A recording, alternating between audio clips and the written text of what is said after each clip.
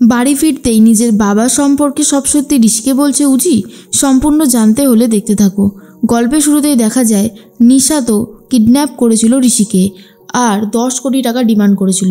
কাকুমণি আর দুর্জয় সেই 10 লাখ টাকা নিয়ে পৌঁছে গিয়েছিল নিশা যেখানে আসতে বলেছিল, কিন্তু নিশা তো জানেই না কত বড় পুলিশের ট্র্যাপ ওখানে ফাঁতা ছিল।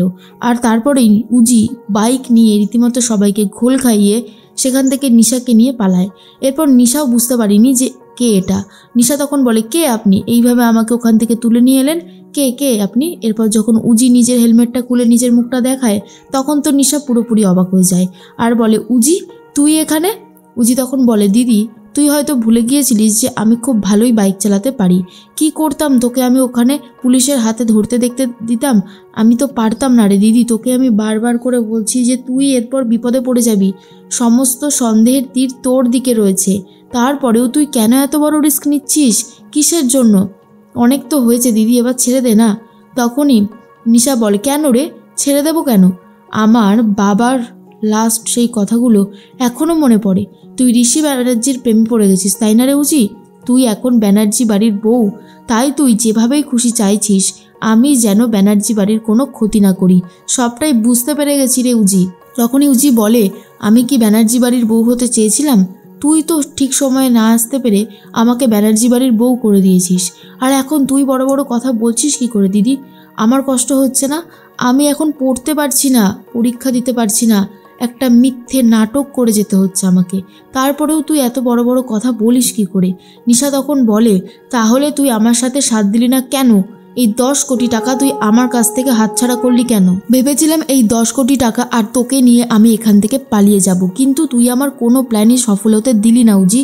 এর মধ্যেই শোভাদেবী ভাবে কখন কখন আসবে ঋষিকে নিয়ে, এত সময় কেন লাগছে সেটাই তো বুঝতে পারছি না। তার মাঝখানেই শোভাদেবী বলতে থাকে, আমি আমার ঋষিকে চাই। এত ব্যবসা, এত টাকা পয়সা, তাও তোমরা 10 কোটি টাকা দিয়ে আমার ছেলেটাকে আনতে পারছো না? তখনই ঋষির বাবা বলে, আমরা চেষ্টা করছি, একটু সময় দাও, আমরা ঠিক নিয়ে আসবো। তুমি যদি এরকম অস্থির হয়ে পড়ো তাহলে কি করে হবে বলো তো? কিন্তু শোভাদেবী বারবার করেই একটা কথা বলতে থাকে, যেভাবেই হোক ঋষিকে ফিরিয়ে নিয়ে এসো, ঋষিকে ছাড়া আমার কিছুই ভালো লাগছে না। এর মাঝখানে উজি বলে, দেখ দিদি, আমাকে এখন বাড়ি ফিরতে হবে। আমি ঘুমানোর ছলে কোনো রকমে চলে এসেছিলাম এখানে। তোকে যদি এখন ঠিকঠাক না বাঁচাতাম তাহলে তুই ফেঁসে যেতিস। এরপরে নিশাকে পাঠিয়ে দিয়ে উজি বাইক করে আবারও ব্যানার্জি বাড়ির দিকে রওনা দেয়। অন্যদিকে দেখা যায় শোভাদেবী কিছুতেই আর সহ্য করতে পারছে না আর বলে, এ কি, জ্যোতি কোথায়? জ্যোতিকে এখানে ডেকে নিয়ে, তাহলে ওর ভালো লাগবে। নিশ্চয়ই মেয়েটা একা ঘরে ঘরে বসে কাঁদছে। আর তখন খেয়া বলে, মা, বৌদি ভাইয়ের শরীরটা ভালো নেই, তাই ঘুমাচ্ছিল। তার মধ্যেই শঙ্খ তখন বলে, অনেকক্ষণ তো হয়েছে ঘুমাচ্ছে, আমার মনে হয় এবার ওকে ডেকে তোলাটাই উচিত। ঠিক সেই মুহূর্তেই শোভাদেবী বলে, না না, ঘুমাচ্ছে যখন ঘুমাক, মেয়েটার ওপর থেকেও তো কম ঝড়ঝাপটা যাচ্ছে না। বিয়ের পর থেকে একের পর এক খারাপ খবর এসেই যাচ্ছে। এর মধ্যেই শঙ্খ চলে গেছে উজির ঘরের পাশেই, আর সেখানে গিয়ে কান লাগিয়ে শুনতে থাকে। তখন ঐশী বলে, এ কি শঙ্খ, তুমি এসব কি করছো? তোমার কি মাথা টাথা খারাপ হয়ে গেছে নাকি?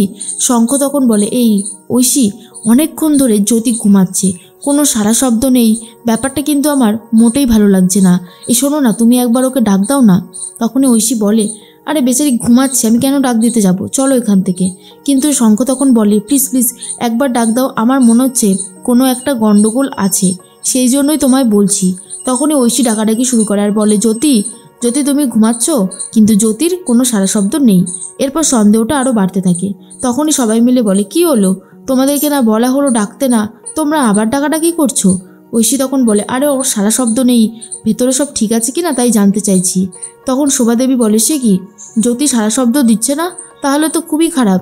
এরপর জ্যোতিকেও অনেকবার ডাকাডাকি করে শোভাদেবী, কিন্তু কোনো লাভ হয় না। এর মধ্যেই উজি চলে এসেছে আর বাগানে আসতে গিয়ে বাগানের মাটি কিছুটা পায়ে লেগে যায়, কিন্তু সেটা উজি খেয়ালও পর্যন্ত করেনি। তারপরে এসে তাড়াতাড়ি করে শুয়ে পড়ে আর হঠাৎ করেই দরজাটা খুলে দেয়, এমনই একটা অ্যাক্টিং করতে থাকে। সবাই তখন বলে, এ কি জ্যোতি, তোমাকে আমরা কতক্ষণ ধরে ডাকছি, তোমার এত কড়া ঘুম? তখনই জ্যোতি বলে, আসলে আমার চোখটা লেগে এসেছিল তো শুনতে পাইনি, অনেকক্ষণ ধরে ডাকাডাকি করছিলেন নাকি? তখনই ঋষির বাবা বলে, হ্যাঁ অনেকক্ষণই হয়ে গেছে, আমরা তো ভয়ই পেয়ে গেছিলাম। জ্যোতি তখন বলে, আচ্ছা আচ্ছা, খুব ভুল হয়ে গেছে। শোভাদেবী বলে, ঋষি আসবে একটু পরেই, চলো নিচে চলো। তখন জ্যোতি বলে, আপনারা যান, আমি আসছি। কিন্তু ঐশী খেয়াল করে যে জ্যোতির পায়ে কাদামাটি লেগে রয়েছে। ও যদি ঘরেই থাকতো তাহলে কি করে কাদামাটি লাগলো? ঐশী সবাই চলে যাওয়ার পরে বলে, তোমার পায়ে কাদামাটি লেগে আছে, ভালো করে ধুয়ে নাও। কি করে লাগলো এই কাদামাটিটা? জ্যোতি তখন বলে, কি জানি কি করে যে লাগলো বুঝতে পারছি না। ঐশী সন্দেহ করতে থাকে এরপর জ্যোতিকেও। এর মধ্যে দেখা যায় যে ঋষিকে নিয়ে বাড়ি ফিরে এসেছে কাকুমণি আর দুর্জয়।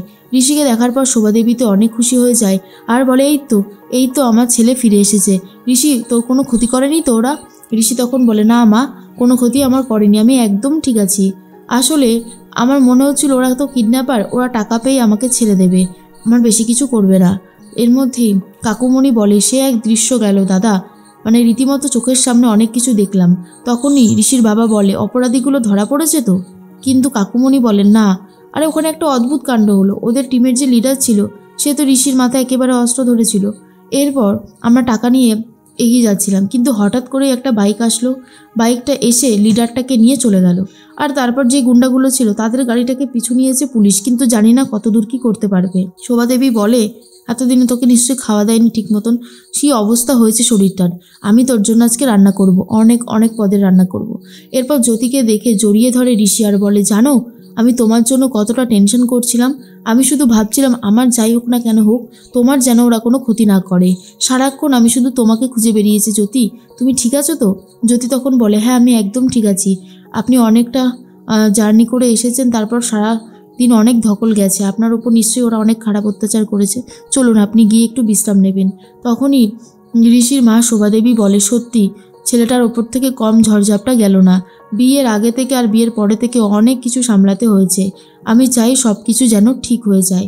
কিন্তু ঐশী, শঙ্খ, দুর্জয়, কাকুমণি সবাই মিলে সন্দেহ করতে থাকে কে এইসবের পিছনে রয়েছে আর কেনই বা সে এত কিছু করছে, আর কেনই বা 10 কোটি টাকা না নিয়ে লিডারকে নিয়ে বাইকে করে কেউ চলে আসলো।